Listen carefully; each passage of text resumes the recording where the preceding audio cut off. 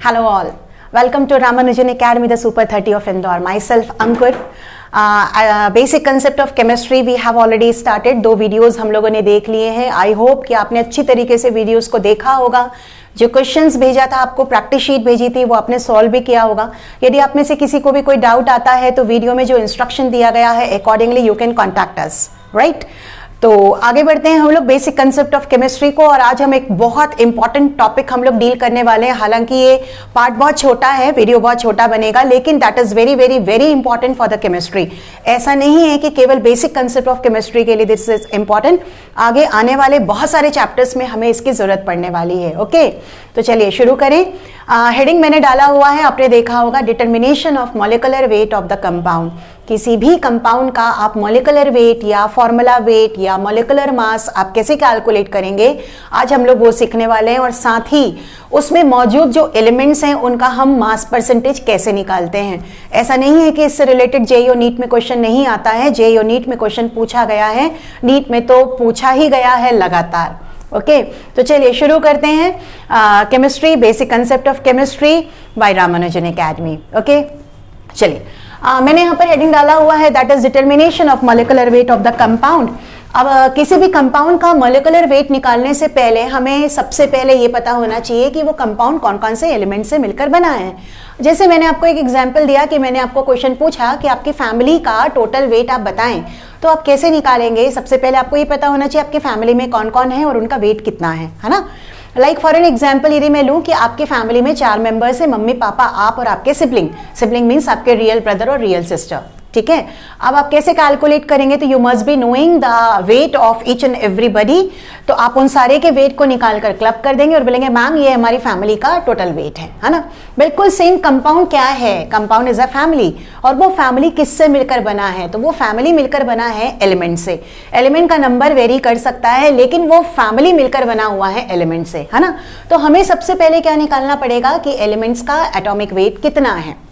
ठीक, अब आपको याद होगा कि जो लास्ट वीडियो हम लोगों ने देखा था जहां पर हम एटम के बारे में पढ़े थे, जहां मैंने आपको बताया था कि किसी भी एलिमेंट का जब सिंबल लिखते हैं जो एक एटम को रिप्रेजेंट करता है, उसके नीचे में जो एक नंबर लिखा हुआ रहता है that is what, right, atomic number. और जो ऊपर लिखा रहता है वो क्या होता है, मास नंबर. ठीक, अच्छे से देखा है लगता है वीडियो को. एटॉमिक नंबर हमें क्या बताता है, एटॉमिक नंबर हमें बताता है प्रोटॉन को, और यदि हम एटम के बारे में बात कर रहे हैं तो हम इलेक्ट्रॉन के नंबर को भी बताएगा. मास नंबर क्या बताता है, तो प्रोटॉन और न्यूट्रॉन के टोटल नंबर को, है ना. आपको याद होगा तो मैंने उस वीडियो में बोला था कि मास नंबर और एटॉमिक वेट दोनों अलग अलग चीजें होती हैं, लेकिन और ये भी बोला था इसके बारे में आप बहुत डिटेल में एटॉमिक स्ट्रक्चर में पढ़ने वाले हो. लेकिन एक्चुअली में क्या होता है बेटा कि मास नंबर को ही एटॉमिक वेट की तरह कंसिडर कर लिया जाता है फॉर कन्वीनियंट कैलकुलेशन के लिए. ठीक, क्योंकि आपको भी मालूम है एटम तो बहुत नहीं के बराबर होगा, उसका वेट तो बहुत छोटा होता है, बहुत छोटा होता है, 10 पावर -27 kg के टर्म पर होता है. तो it is very very very very very minute, है ना. अब यदि हम उसको कैलकुलेशन में यूज करेंगे तो कैलकुलेशन बहुत टफ हो जाएगा. तो क्या किया साइंटिस्ट ने कि जो उनका मास नंबर होता है उसी को ही उन्होंने ग्राम एटॉमिक वेट मानकर ग्राम में लिख करके उसको एटॉमिक वेट की तरह कंसिडर कर लिया. बट एक्चुअली में एटॉमिक वेट वो नहीं होता है, और हम इसके बारे में स्टडी कहां पढ़ने वाले हैं, एटॉमिक स्ट्रक्चर में. ठीक, तो मैं यहां पर आपको कुछ एलिमेंट्स के मास नंबर लिख रही हूं और वही मास नंबर उसका एटॉमिक वेट की तरह हम कंसिडर करेंगे. And then will be seeing कि how you will be going to calculate the molecular weight of the compound. और उसके बाद आपने देखा है राइट साइड में मैंने कुछ एक क्वेश्चंस लिखे हुए, हम इन क्वेश्चंस को भी सॉल्व करेंगे. ठीक, तो चलिए कुछ एलिमेंट्स के मैं यहां पर लिख रही हूं मास नंबर, आप उसे नोट करना स्टार्ट कर दें फटाफट. लाइक हाइड्रोजन का होता है it is 1 gram, carbon it is 12 gram, nitrogen it is 14 gram, oxygen it is 16 gram, sulphur 32 gram, sodium 23 gram, magnesium 24 gram, aluminium 27 gram, copper 63.5 gram, iron 56 gram, chromium 52 gram, chlorine 35.5 gram, sulphur शायद मैंने पहले भी लिख लिया है. और कुछ बच रहा है, aluminium, phosphorus it is 31 gram,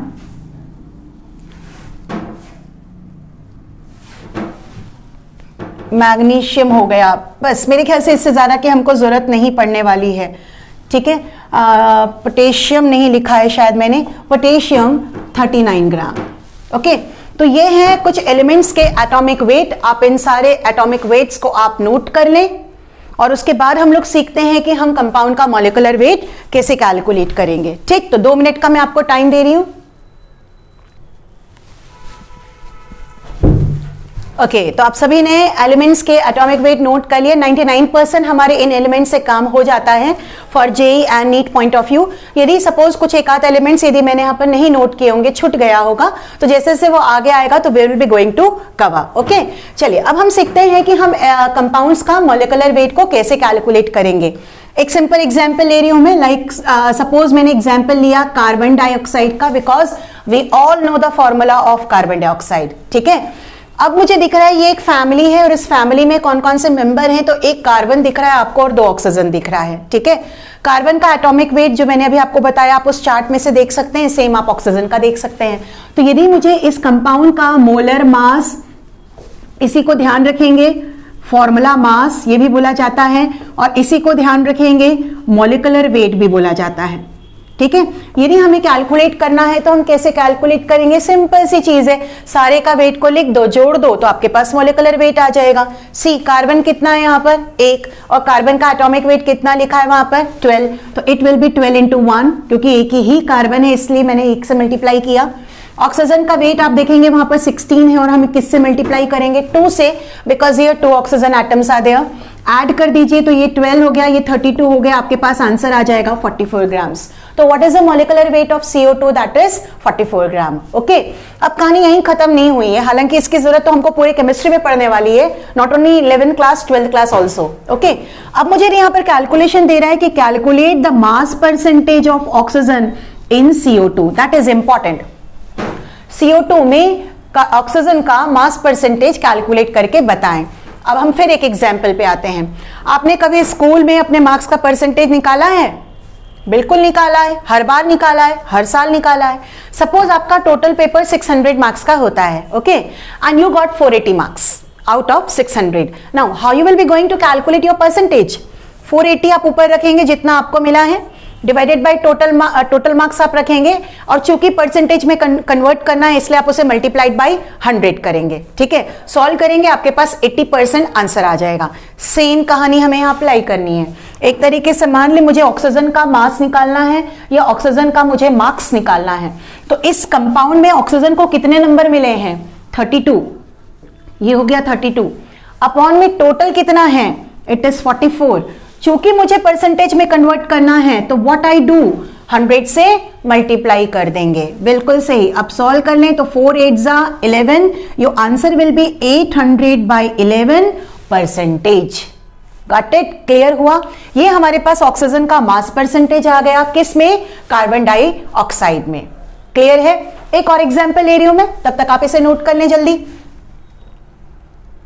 okay, चलिए एक और एग्जाम्पल ले रही हूं, देन हम वो सारे क्वेश्चंस को सॉल्व करने की कोशिश करेंगे जो मैंने अभी राइट साइड में लिखा हुआ है। इन्हीं में से हम एक आध पहले ले लेते हैं। लाइक मैं फर्स्ट वन ले रही हूं, K2Cr2O7। मैंने देखिए क्रोमियम में अंडरलाइन किया है। अंडरलाइन करने का मतलब है आपको इस एलिमेंट का मास परसेंटेज भी कैलकुलेट करना है। इस कंपाउंड का नाम आपको पता है?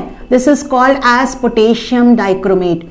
और इसका आप सोल्यूशन बनाएंगे ना तो बहुत खूबसूरत सा ऑरेंज कलर का बनता है। और ऑरेंज कलर का क्यों बनता है याद करिए, पहला वीडियो मैंने बताया था कलर ये केवल केमिस्ट्री एक्सप्लेन कर सकता है। तो जब 12th क्लास में जाओगे तो आपको समझ में आ जाएगा कि white is orange in colour. ठीक है, चलिए अभी हम फिलहाल पोटेशियम डाइक्रोमेट का मॉलिक्यूलर वेट कैलकुलेट करने की कोशिश करते हैं। सभी साथ में निकालें, देखते हैं कि आप पहले कैलकुलेट करते हैं कि मैं। ठीक, चलिए पोटेशियम का वेट देखिए मैंने वहां पर लिखा हुआ है 39, तो ये हो जाएगा 39 multiplied by 2 plus, mobile use नहीं करेंगे, कैलकुलेटर यूज नहीं करेंगे। ठीक है, कंपटीशन जो हो रहा है बिल्कुल देखिए ऐसा हो रहा है ना। I am not using any mobile calculator, you have to not use any mobile और calculator to do the calculation. Okay, चलिए क्रोमियम एटॉमिक वेट मैंने वहां पर लिखा है 52 मल्टीप्लाइड बाई 2 प्लस ऑक्सीजन का हो जाएगा 16 मल्टीप्लाइड बाई 7। ये आधे से ज्यादा लोगों का तो आ भी गया होगा आंसर। ये हो गया आपका 78, ये हो जाएगा आपके पास 2 2 4 2 5 10 होगा। अब 16 का टेबल किसी को आता है तो वेरी गुड, नहीं तो वो मल्टीप्लाई करके लिखेगा, तो ये हो जाएगा आपके पास 112।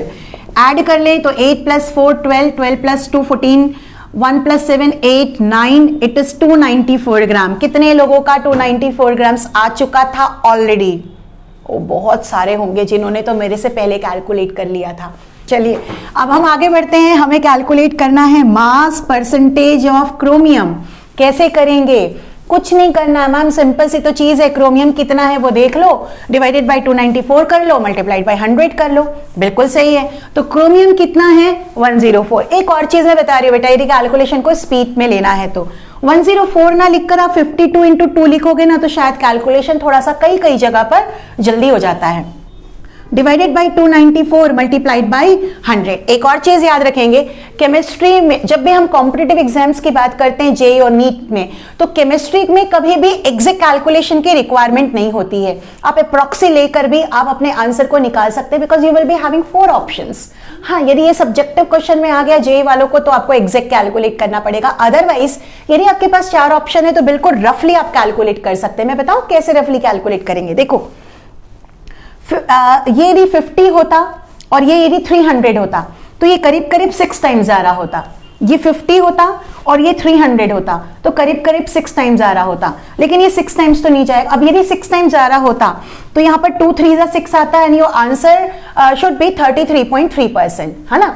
अब मुझे मालूम है कि ये 6 से क्या होगा? कम होगा, ऑब्वियस सी बात है, क्योंकि ये 50 से ज्यादा है और ये 300 से कम है, तो एग्जैक्टली 6 तो नहीं आएगा, 6 से कम आएगा।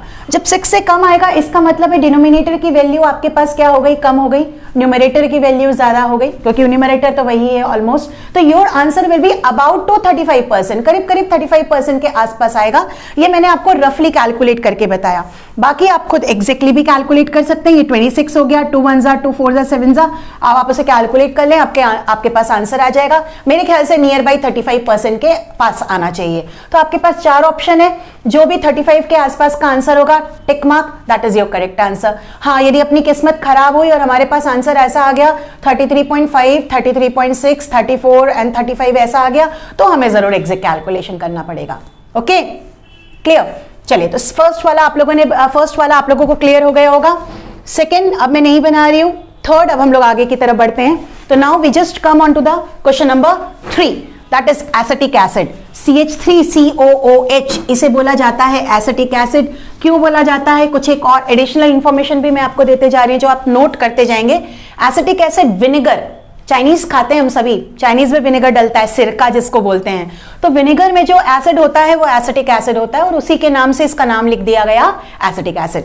ठीक है, तो अब हम एसिटिक एसिड का मॉलिक्यूलर वेट निकालने की कोशिश करें। सबसे पहले तो हम लोग सबसे पहले कैलकुलेट करेंगे मॉलिक्यूलर मास, मॉलिक्यूलर वेट या molar mass of acetic acid. ध्यान दें, वहां पर आपको कार्बन का परसेंटेज कैलकुलेट करना है और इसके पास 2 कार्बन है। अब मैं यदि इसका वेट निकालूं तो मैं कैसे सॉल्व करूं?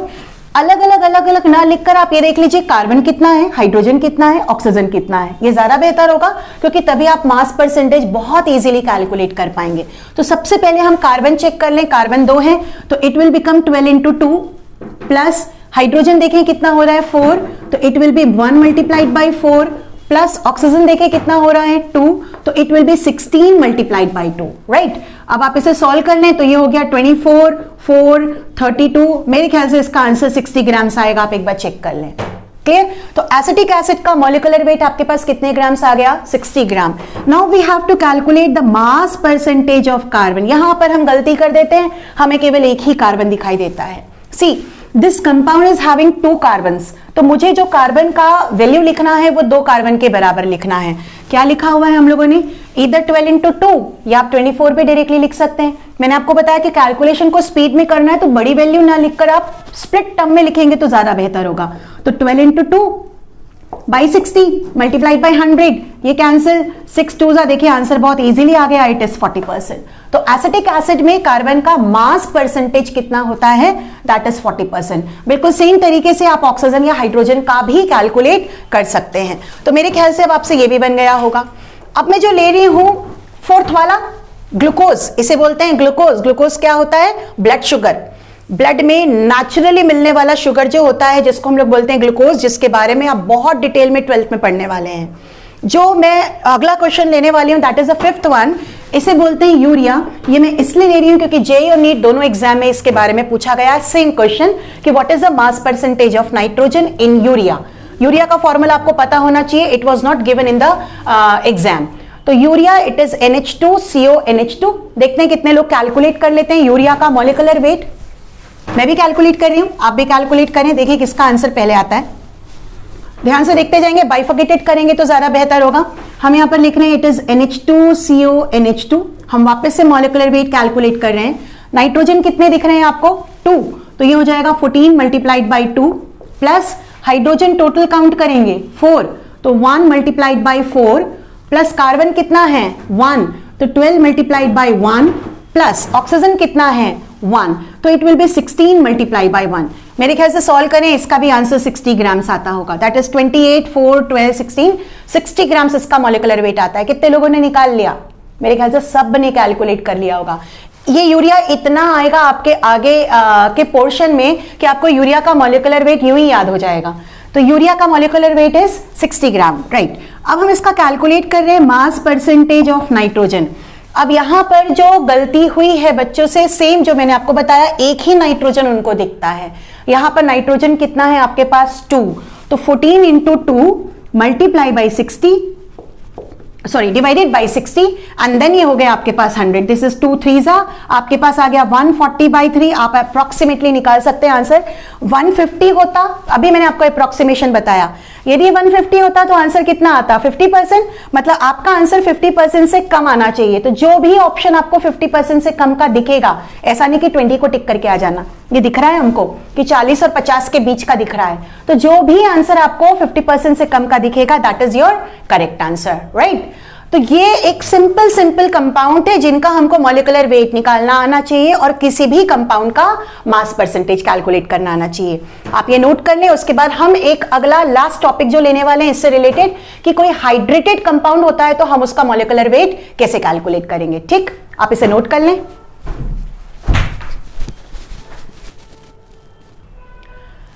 चलिए, आई होप कि आपको वो पूरा पार्ट समझ में आ गया होगा कि हमें कंपाउंड का कैसे मॉलिक्यूलर वेट निकालना है और कैसे हमें किसी भी एलिमेंट का मास परसेंटेज निकालना है। सी, यहां पर मैंने कुछ कंपाउंड्स लिखे हुए हैं, आपको दिख रहा होगा डॉट के बाद वाटर लिखा हुआ है, ये देखो हर जगह डॉट के बाद है, डॉट कंपलसरी लिखा हुआ होता है। ध्यान देंगे, मैथ्स वाले बच्चे क्या करते हैं, इसको समझ लेते हैं कि तो मल्टीप्लाई है, क्योंकि मैथ्स में तो डॉट का मतलब मल्टीप्लीकेशन होता है। तो वो क्या करते हैं, जहां जहां पर ये मतलब ये मल्टीप्लाई चल रहा है, नो, ऐसे कंपाउंड्स बहुत दिखेंगे आपको आगे चलकर केमिस्ट्री में जहां पर डॉट लगाकर वाटर लिख दिया जाता है। इन कंपाउंड्स को बोला जाता है हाइड्रेटेड सॉल्ट। ये कहलाते हैं hydrated salt. What does it mean?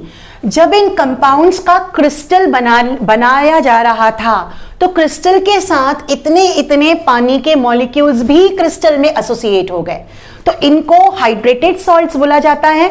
और ये जो वाटर है, ये सारे के केस में, मैं सिर्फ पहले वाले के केस में नहीं बात कर रही हूं, इन्हें बोलते हैं वाटर ऑफ क्रिस्टलाइजेशन। ये कहलाते हैं वाटर ऑफ क्रिस्टलाइजेशन। देखिए नाम से ही समझ में आ रहा है कि जब आप इन सॉल्ट्स के क्रिस्टल बना रहे थे लेबोरेटरी में, तो इतने सारे जो पानी के मॉलिक्यूल्स है वो क्रिस्टल के साथ एसोसिएटेड हो गए, तो इन्हें क्या बोला जाता है, वाटर ऑफ क्रिस्टलाइजेशन, और the complete compound is called as hydrated salt. Got it? Clear? चलिए, अब हम देखेंगे इसका मॉलिक्यूलर वेट कैसे निकालते हैं। तो बहुत सिंपल है, सेम कहानी करनी है।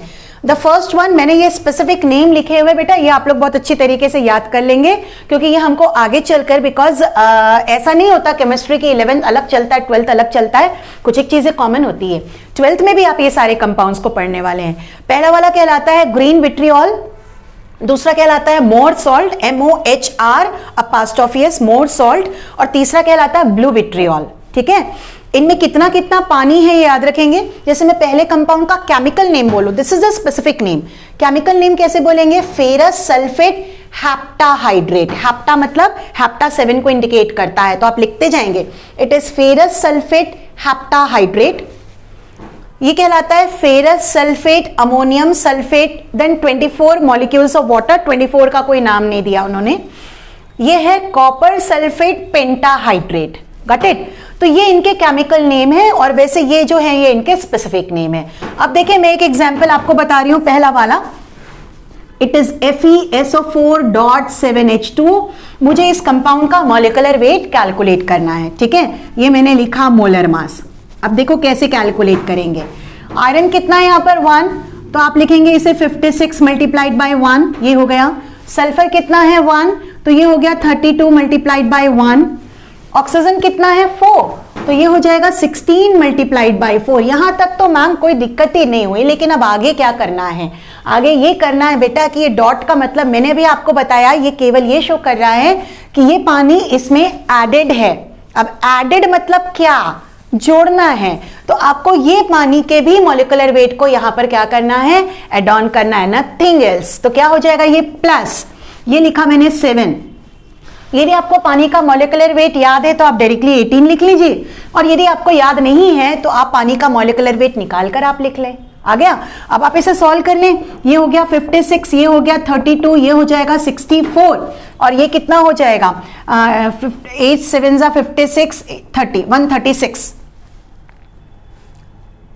126 आएगा, सॉरी 126 आएगा, ठीक है। अब आप इसे ऐड कर लें तो 6 + 2 8 + 4 12 12 + 6 18 1 5 6 9 9 10 11 और 6 17 7, और ये हो गया 2। कितना ग्राम आ रहा है आपके पास? 278 ग्राम। तो 278 gram is the molecular weight of green vitriol या फेरस सल्फेट हेप्टाहाइड्रेट, राइट। अब ध्यान से देखेंगे। सपोज मैंने आपको दिया ये वाला पोर्शन, आप लोगों को क्लियर? चलिए, अब मैंने आपको बोला कि आप कैलकुलेट करें मास percentage of water in this compound. आपको कैलकुलेट करना है इस कंपाउंड में मास परसेंटेज वाटर का, ठीक है। अब कैसे निकालना है? वाटर का बोला तो पूरा पूरा वाटर का ही वेट लिखना है हमें। तो वाटर का वेट हो रहा है, इट इज 7 × 18 अपॉन में आ जाएगा आपके पास 278, देन मल्टीप्लाइड बाई क्या हो जाएगा 100। That's all, it's clear.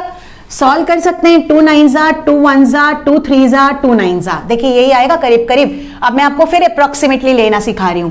हम इसे यदि अप्रोक्सी 140 लेते तो देखो ये कट जाता, 7 2s हो जाता, 2 5s हो जाता। आपके पास आंसर कितना आ रहा है? 45%। मतलब your answer will be about to 45%, जो आप ऑप्शन में से चॉइस करके लिख सकते हैं। क्लियर? ठीक। तो हाइड्रेटेड सॉल्ट का मॉलिक्यूलर वेट आपको कैसे निकालना है, that part also I was clear to you, क्योंकि इसकी जरूरत हमको आगे मोल कंसेप्ट जो हम लोग अगला टॉपिक पढ़ने वाले हैं उसमें भी पढ़ने वाली है। अब ये दोनों आई होप कि आप खुद ये बना सकते हैं। डॉट डॉट का मतलब है ये पूरा मॉलिक्यूलर वेट, देन प्लस इसका मॉलिक्यूलर वेट, देन प्लस ये वाला मॉलिक्यूलर वेट। बिल्कुल सेम कहानी यहां पर। किसी भी पार्ट का आपको यदि मास परसेंटेज निकालने के लिए बोलता है तो उसका weight divided by total weight multiplied by 100। By this way you can calculate the mass percentage of any group, any atom या एनीथिंग एल्स। क्लियर? तो ये सबसे एक important topic we have covered, क्योंकि अगला जो पोर्शन में लेने वाली हूं ये पूरी केमिस्ट्री का मोस्ट इंपॉर्टेंट टॉपिक है। और सबसे बड़ी बात ये कि 11th वालों के लिए बहुत दिक्कत का भी चैप्टर होता है, ये टॉपिक होता है, ये दैट इज मोल कंसेप्ट। तो from next video onwards will be dealing with the mole concept, और उसके पहले हम थोड़ा सा सीखेंगे साइंटिफिक नोटेशन में कैसे लिखा जाता है। Then after that will be going to start mole concept, right. तो ये कुछ क्वेश्चंस आप बनाकर देखें। इससे रिलेटेड जितने भी क्वेश्चंस आपको मिलते हैं, आपके एनसीईआरटी में भी क्वेश्चन दिया गया है, तो आप उसे सॉल्व करें। Otherwise I will be giving you sheets also. Okay, thank you all, take care, bye.